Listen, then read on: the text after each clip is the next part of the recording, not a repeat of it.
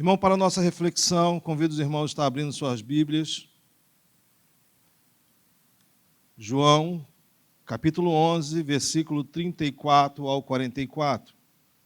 Evangelho de João, capítulo 11, versículo 34 ao 44. Diz assim: Onde o colocaram? Perguntou ele. Vem e vê, Senhor, responderam eles. Versículo 35, Jesus chorou. Então os judeus disseram, vejam como ele o amava. Mas alguns deles disseram, ele que abriu os olhos de cego, não poderia ter impedido que este homem morresse? No versículo 38, Jesus, outra vez profundamente comovido, foi até o sepulcro. Era uma gruta com uma pedra colocada à entrada. Versículo 39 diz assim, tirem a pedra, disse ele. Disse Marta, irmã do morto, Senhor, ele já cheira mal, pois já faz 4 dias. Disse-lhe Jesus, não lhe falei que, se você cresce, veria a glória de Deus? Então tiraram a pedra. Jesus olhou para cima e disse, Pai, eu te agradeço, porque me ouviste. Eu sabia que sempre me ouves, mas disse isso por causa do povo que está aqui, para que creia que tu me enviaste. Depois de dizer isso, Jesus bradou em alta voz, Lázaro, venha para fora. O morto saiu, com as mãos e os pés envolvidos em faixas de linho, e o rosto envolto num pano. Disse-lhe Jesus, tire as faixas dele e deixe-no ir. O versículo 43 dá uma grande referência quando diz assim, depois de dizer isso, Jesus bradou em alta voz, Lázaro, venha para fora. Irmãos, nesse capítulo 11 do Evangelho de João, nós temos uma narrativa aqui acontecendo entre várias pessoas. E eu convido os irmãos a estar lendo depois esse capítulo, até que para que haja um melhor entendimento, porque há um contexto em todo esse capítulo, onde pessoas estão trocando informações, pessoas estão declarando, pessoas estão se colocando, se posicionando de uma certa forma. Até mesmo por causa dos costumes da época, por causa da forma que Jesus falava. Jesus falava, tem uma parte desse capítulo, Jesus fala inclusive em parábola. Há uma dificuldade de entendimento, às vezes, no que Jesus estava falando. Mas Jesus explica. E, desta forma, eu pude dizer para os irmãos o seguinte, posso falar para os irmãos o seguinte, dei como tema desta mensagem, para um propósito de Deus, até a morte acontece. Quando há um propósito de Deus, até uma morte acontece. Pode ser uma coisa muito esquisita, muito complicada de entender, mas nós temos que estar atentos no quais os propósitos de Deus para nossas vidas.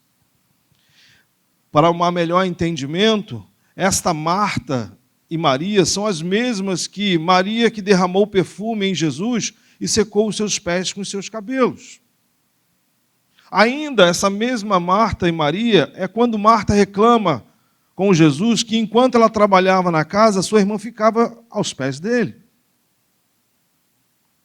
São personagens que nós estamos vendo na Bíblia em outros capítulos e que agora, antecedendo a crucificação de Jesus Cristo tirou um tempo com aqueles amigos, porque eles, Marta, Maria e Lázaro, eram amigos de Jesus. E antecedendo a crucificação, a Bíblia relata que eles ficaram um tempo, Jesus ficou um tempo com eles, antes de tudo isso acontecer. Antes da semana de crucificação, ele teve um tempo de comunhão com os seus amigos. Então eu começo a observar como é bom nós estarmos em comunhão com os nossos amigos, porque nós não sabemos o dia nem a hora que as coisas vão acontecer. Nós temos que valorizar as pessoas que Deus tem colocado no nosso caminho. Pessoas estas que nós, muitas vezes, com o decorrer de toda uma vida, Nós aprendemos, inclusive, a amar pessoas. Hoje, falar em amor entre pessoas, em amizade. Se eu perguntasse aqui para você nesta noite, quantos amigos você tem? Quantos amigos você pode contar na hora do sufoco? Quantos amigos, no momento difícil, você pode contar? Não são seguidores do Facebook, do Instagram e outras redes sociais. Não estou falando de seguidores. Eu estou falando daquele que, quando você precisa de ajuda, você liga para ele, manda uma mensagem e ele te socorre. Ao ponto desses... Há um relato aqui no capítulo 11, que Jesus falava que quando ele saiu dali e foi para o outro lado, Marta mandou avisar que Lázaro tinha ficado doente. E justamente no versículo 3 do capítulo 11, fala assim: então as irmãs de Lázaro mandaram dizer a Jesus: Senhor, aquele a quem amas está doente.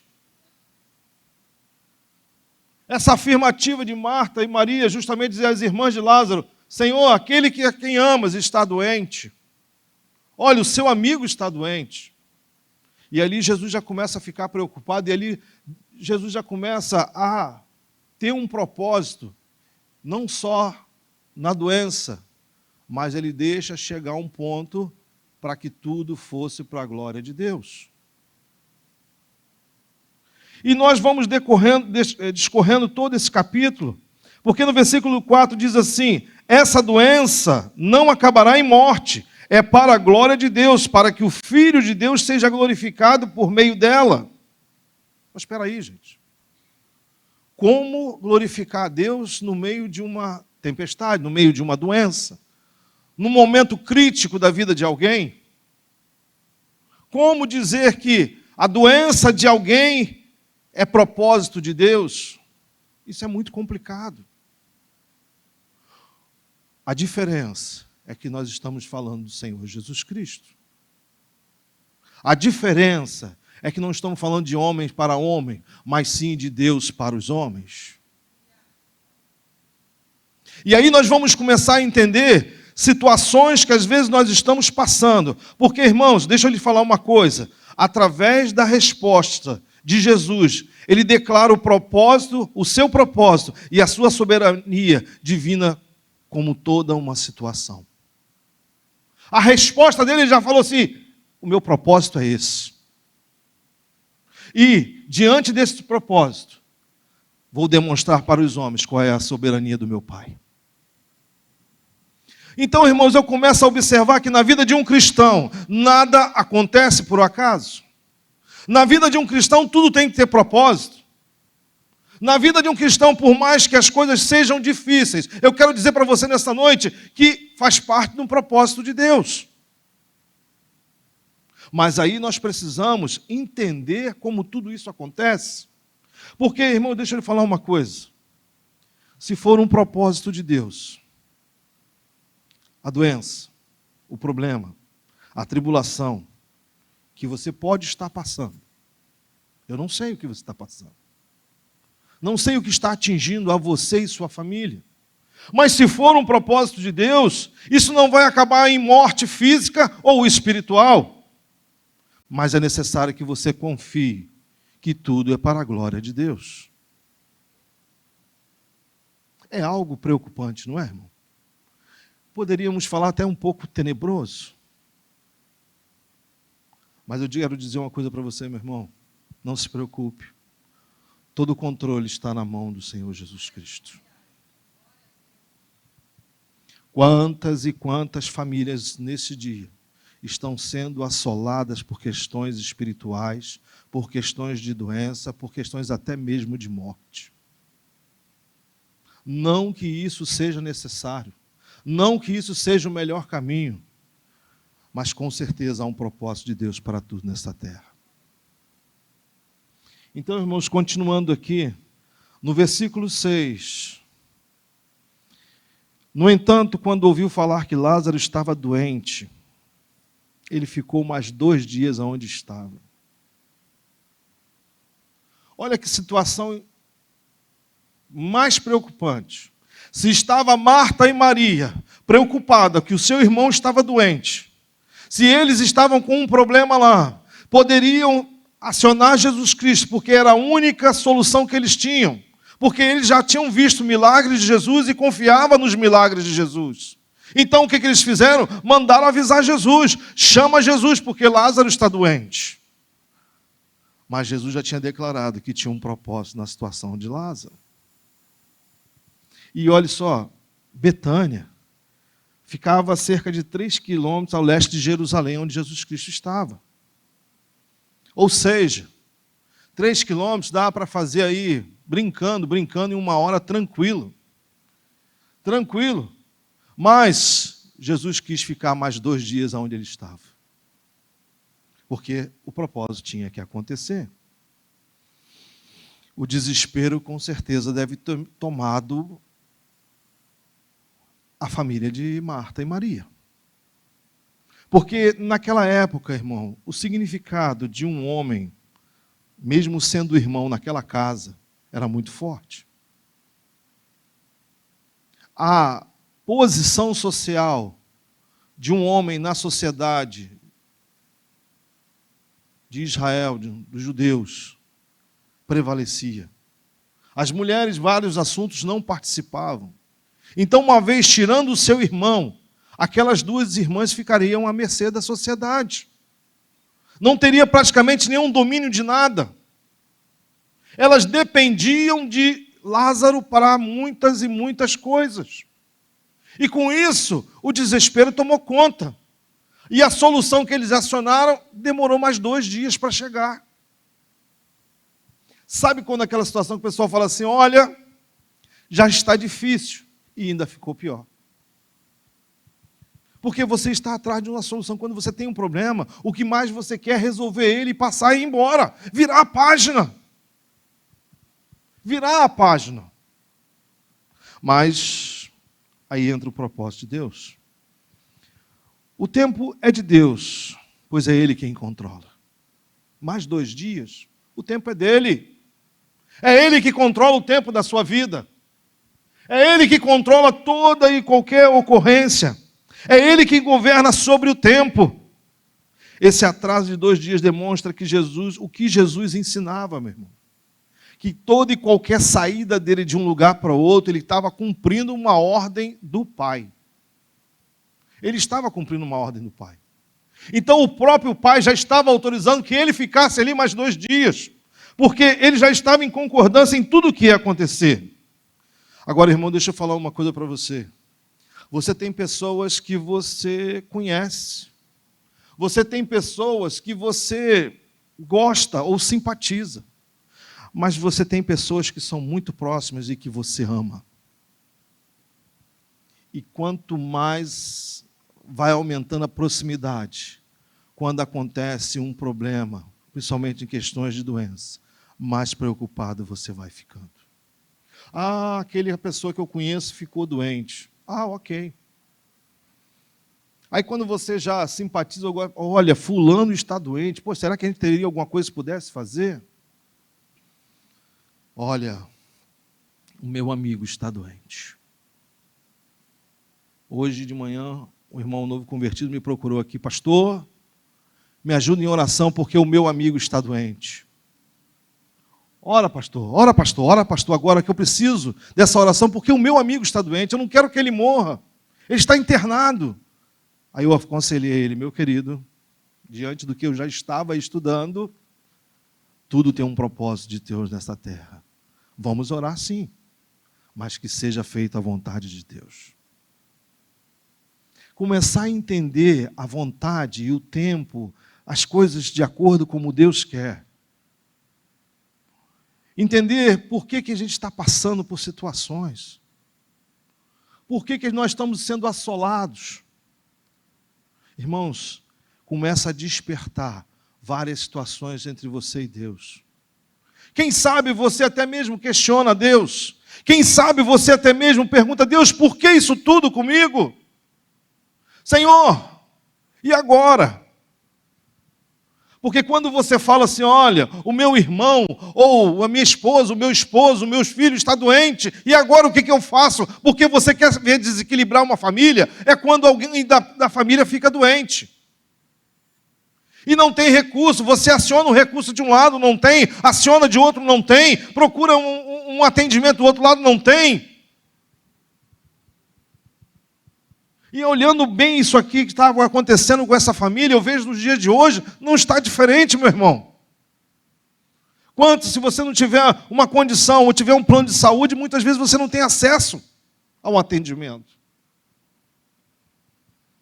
Você está como esta família aqui. Nós estamos como esta família, dependendo da ação de Jesus Cristo em todo o tempo. Melhor ainda, dependendo da situação, falando assim: Deus, não me deixe ficar doente. Não me deixe passar por esse tipo de situação. Agora, já pensou quando você tem uma situação de doença, que nem os sentimentos atrapalham o propósito de Deus? É difícil de entender isso, meu irmão. Nem o seu sentimento, às vezes, vai atrapalhar o propósito de Deus. Deus passar por cima do seu sentimento e dizer para você: fique tranquilo, porque eu vou cuidar de tudo. Como é que fica a nossa fé nesse momento? Como é que fica o nosso coração diante de Deus? Confiança gera dependência, e dependência somente de Deus. Você confia em Deus ao ponto de se tornar dependente dele, meu irmão? A sua entrega que você faz nas suas orações, nos seus louvores, você pode declarar ao Senhor que você é uma pessoa dependente dele? Sim ou não? A igreja precisa entender o que é ser dependente de Deus. A igreja precisa entender o que é a confiança de Deus. Ainda que você seja assolado por algo terrível, você está consciente que Deus está cuidando de você. E assim estava essa família. No versículo 11 diz assim: o próprio Jesus Cristo declarou: nosso amigo Lázaro adormeceu, mas vou até lá para acordá-lo. Em alguns relatos, alguns teólogos falam que neste momento aqui, quando Jesus declara isso, de acordo com a sua onipresença, foi quando Lázaro morreu. E aí ele falou para os discípulos: nosso amigo adormeceu. E nesta parábola que Jesus Cristo utilizou de adormecer, os discípulos não entenderam. Não entenderam. Jesus Cristo teve que explicar que ele não dormia, mas sim ele tinha morrido. E um dos próprios discípulos chegou e falou assim: mas Senhor, se ele já morreu, nós vamos fazer o que lá? Vamos morrer também? Sabe por quê? Jesus Cristo, ao passar por lá, alguns judeus estavam insatisfeitos e começaram a colocar Jesus para fora dali. E aí os discípulos falam: Senhor, como vamos voltar lá se alguns dias nos colocaram para fora de lá? Como voltar? Será que diante de um problema você passaria por cima de outro para poder chegar até o seu amigo? Até onde você encararia um problema para poder atender alguém? Até onde você vai por causa de um amigo seu? Graças a Deus que o Senhor, na sua onipresença, ele já sabia de tudo que estava acontecendo. Jesus Cristo, ao chegar, no versículo 17, diz assim: ao chegar, Jesus verificou que Lázaro já estava no sepulcro e havia 4 dias. 4 dias, meu irmão. 4 dias já estava a pessoa dentro do seu túmulo. Ninguém mete a mão. Ninguém quer saber de colocar a mão num defunto depois de 4 dias. Principalmente porque não tinha conservação. O que poderia ser feito? depois de 4 dias no sepulcro? O que poderia ser resolvido? Aí eu vou dizer assim, a solução chegou tarde. Esse é o pensamento normal. A solução chegou tarde. Não adianta, não tem mais nada para fazer. Estava sepultado, tudo acabou.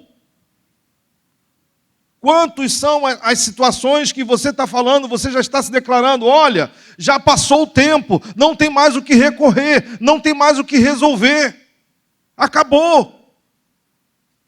Eu não vou mais mexer nesse assunto, eu vou ficar com essa pendência, porque é melhor ficar com esta pendência do que revirar, quem sabe até um sepulcro. Isso já está sepultado, já era. Às vezes nós não ouvimos esse tipo de declaração. Olha, joga uma pá de cal, porque isso já era. Só que aí existe uma diferença enorme. Quem estava chegando ali era o Senhor Jesus Cristo. Irmãos, este milagre, como ele antecedia a crucificação, Jesus Cristo já começou a orar ao Pai, já começou a conversar com o Pai, desde quando ele recebeu a informação. Sabe para quê?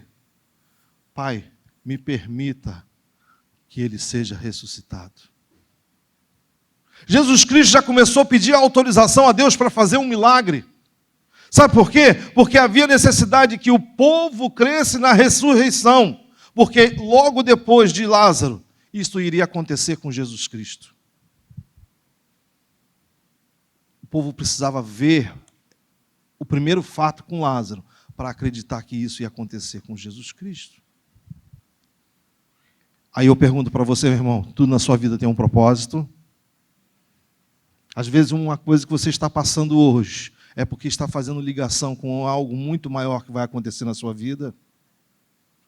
É algo que Deus já está preparando, que Deus já está trabalhando, é algo que Deus está transformando, porque se tem alguém que sabe transformar sepulcro, algo que já está ultrapassado, algo que já acabou, em verdade, em alegria, em paz, em tranquilidade, esse alguém é Jesus Cristo. Esse alguém é Jesus Cristo. Ele sabe pegar Jesus Cristo em vários momentos, em várias passagens. Ele mostra em pegar problemas e transformar em coisas boas. Pegar situações complicadas, mostrar para o povo o que é certo e o que é errado e transformar em alegria. Aquela mulher, quando foi pega em adultério, foi levada a Jesus Cristo com um grande problema. A mulher samaritana à beira do poço, situações que Jesus Cristo aproveitou para falar assim, olha, você tem um problema, você foi pega em adultério. Mas eu não tenho nada contra você. Vai e não peques mais. Ali ela já estava sentenciada à morte. E Deus devolveu a vida a ela. Quantas foram as situações que Jesus Cristo transformou morte em vida? Da mesma forma, Marta, ao saber que Jesus Cristo havia chegado, ela no versículo 21, fez como muitos de nós fazemos nos dias de hoje, meu irmão. Ela fez uma cobrança para Jesus Cristo. Ela foi cobrar Jesus Cristo. E nós fazemos isso.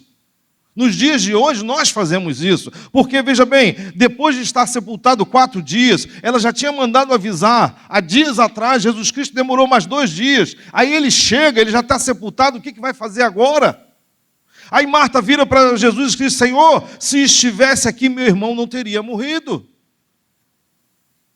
Porque Marta, ela tinha essa posição de chegar, de impactar, de falar, de cobrar. Quem sabe muitos de nós não somos as Martas dos dias de hoje que cobramos a Deus a atitude de Jesus Cristo, a atitude de Deus. Se o Senhor estivesse aqui, meu irmão não teria morrido. O meu problema não teria virado uma morte. O meu problema não teria virado esse caos na minha vida e na vida da minha irmã. Senhor, por que o Senhor demorou em vir atender? E se você observar, nos dias de hoje nós fazemos isso. Senhor, por que o Senhor está demorando? Está vendo o problema que eu estou passando? As faltas que eu estou tendo, ó Deus, por que o Senhor não me atende? Porque você vai orando, meu irmão, desculpa, mas olha só, você vai orando, você vai pedindo a Deus, você vai indo, o tempo vai passando, aquilo vai te incomodando cada vez mais, que você às vezes chega ao ponto, Senhor, eu estou em pecado para que não seja atendido? Senhor, o que está acontecendo na minha vida que nada acontece? Senhor, por que eu estou passando por isso? Acontece isso com você, irmão? Sim ou não? Nós fazemos isso. Senhor, cadê a sua resposta? Assim como Marta, nós fazemos isso, nós temos cobrado a Deus, até mesmo, muitas vezes nós culpamos Deus pelos nossos problemas.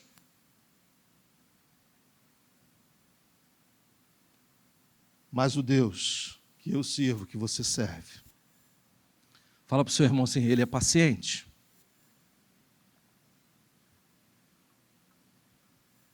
Ele é misericordioso. Fala para o seu irmão que ele é paciente, ele é misericordioso. Já pensou se Deus fosse impaciente conosco? Se a sua misericórdia não nos alcançasse todos os dias, o que seríamos de nós? Mesmo diante de uma cobrança, Jesus Cristo teve uma paciência enorme, porque ele sabia o que aquela mulher estava passando. Mesmo diante daquelas ocorrências.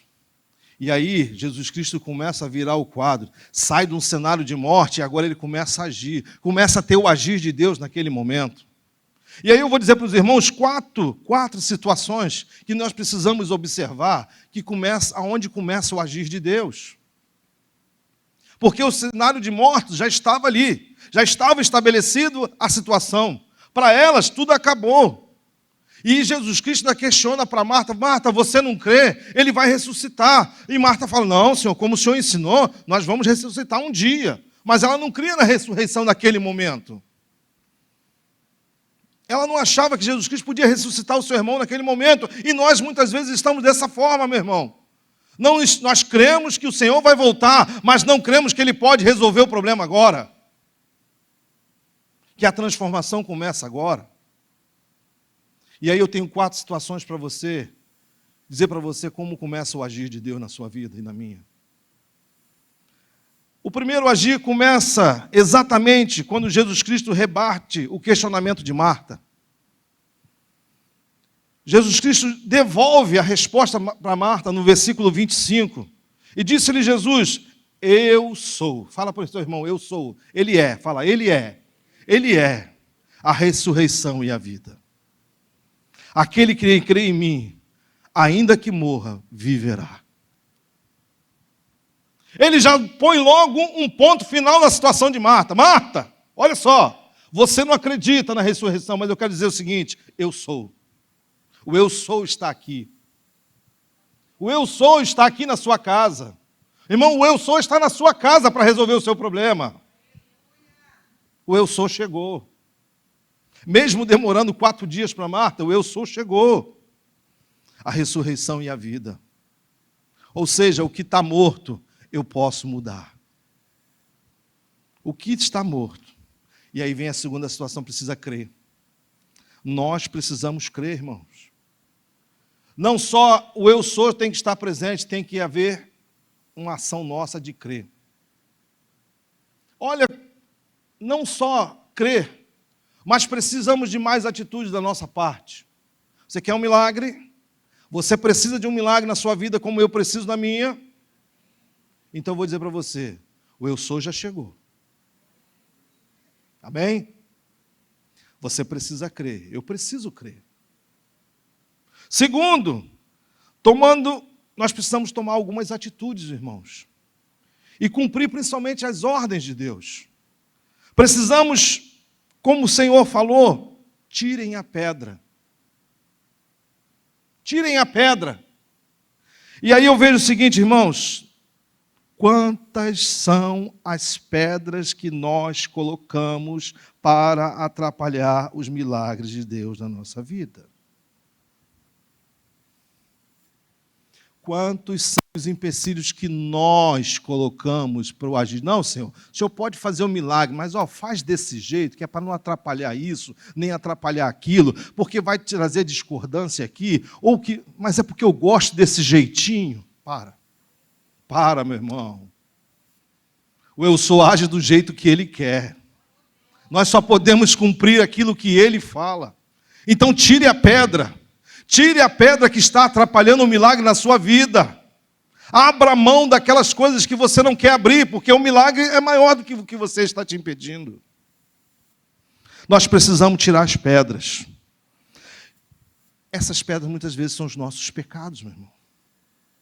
Você às vezes está tão familiarizado com o pecado que deixa esse pecadinho aqui, eu gosto tanto dele, mas você precisa tirar. Você precisa abrir mão dele para receber um milagre maior.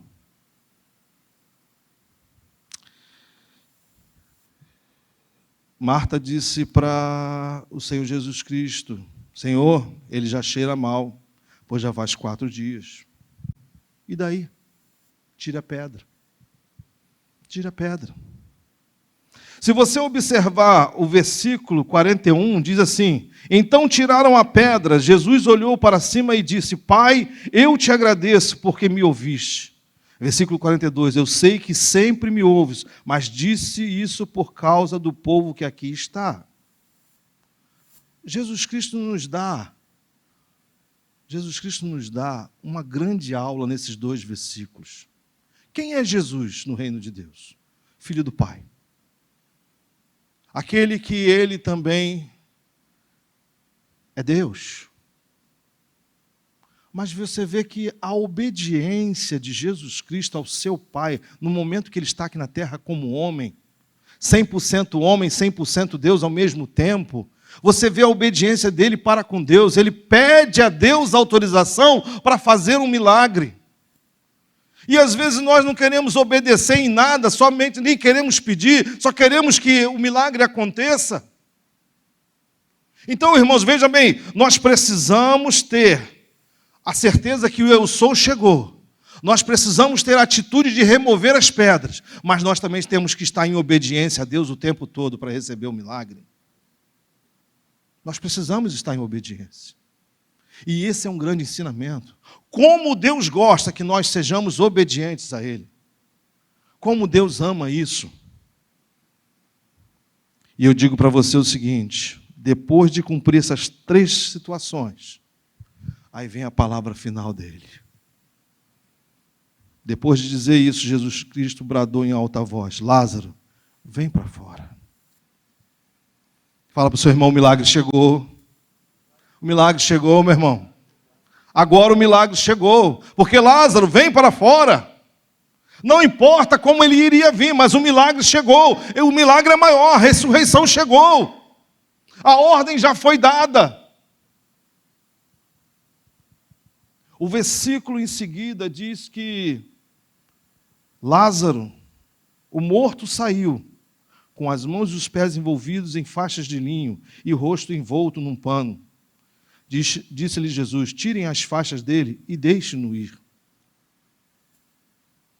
Não importa como virá o seu milagre, somente agradeça a Deus. Mesmo que ele venha empacotado, mesmo que ele venha envolto em linhos, em tecidos de linho, ou se ele vier num papel, o importante é que o seu milagre chegou. Saiba receber o seu milagre. Saiba ser grato a Deus pelo seu milagre. E nesse dia você já recebeu um milagre, que é estar vivo na presença do Senhor. Outro ponto para fechar isso: ser grato a Deus. Você pede um milagre, às mesmas vezes você questiona Deus, mas o eu sou chegou. Você tem que ter atitude de dizer não e tirar as pedras do caminho. Você tem que ser obediente. E depois você tem que ser grato a Deus, recebendo o milagre do jeito que Deus te mandar. Irmãos, você observe o seguinte. Conforme eu já observei para os irmãos, esse milagre teve 2 motivos principais. Um foi para que aquele povo pudesse crer em Jesus e na sua ressurreição, que ia acontecer logo em seguida. Aquele povo estava tão acostumado com Jesus Cristo, em tão pouco tempo, 3 anos, eles já estavam acostumados com os milagres de Jesus. Eles não entendiam que Jesus Cristo ia passar por todo aquele processo. Por isso Jesus Cristo começou a chamar a atenção deles, mesmo que o seu amigo tivesse que morrer. Que você nesta noite comece a entender, meu irmão, que para um milagre acontecer, às vezes tem que morrer alguma coisa em você. Mesmo aquilo que você ama muito. Às vezes nós precisamos sepultar problemas, precisamos sepultar emoções, sentimentos. Nós precisamos abrir mão de algo que nós muito gostamos para que possamos receber um milagre maior. Deus tem essa forma de nos tratar, meu irmão. E eu pergunto para você, será que tudo o que está ocorrendo na sua vida, até mesmo já respondendo às suas perguntas, não seria um propósito de Deus para que algo melhor acontecesse na sua vida? E aí eu pergunto, abrindo um parênteses aqui, você já perguntou para Deus qual o propósito dele na sua vida? Por que você está nesse mundo? Por que ele concedeu a graça de você ser gerado e estar nesse mundo? Qual o propósito de Deus diante de você? Simplesmente nasceu, cresceu e vai morrer? Não, meu irmão. Há um propósito de Deus. E aí você precisa perguntar a Deus, Senhor, qual o seu propósito na minha vida aqui nessa terra?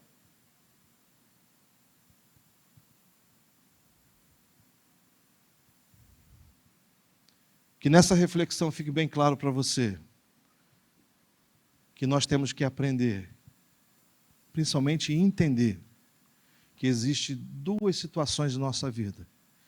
Uma é o tempo e outra é a vontade de Deus. Qual é o tempo de Deus para a sua vida?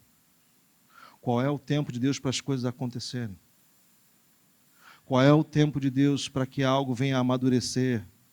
Para que algo se torne bom para você? E qual é a vontade de Deus? Porque a Bíblia diz que a sua vontade é perfeita e agradável. Melhor a vontade de Deus do que a nossa, pode ter certeza disso. Vem os músicos.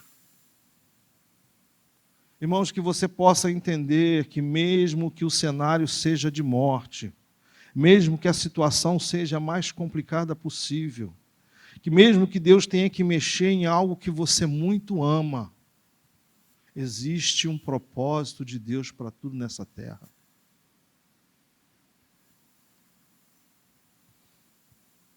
Existe um propósito.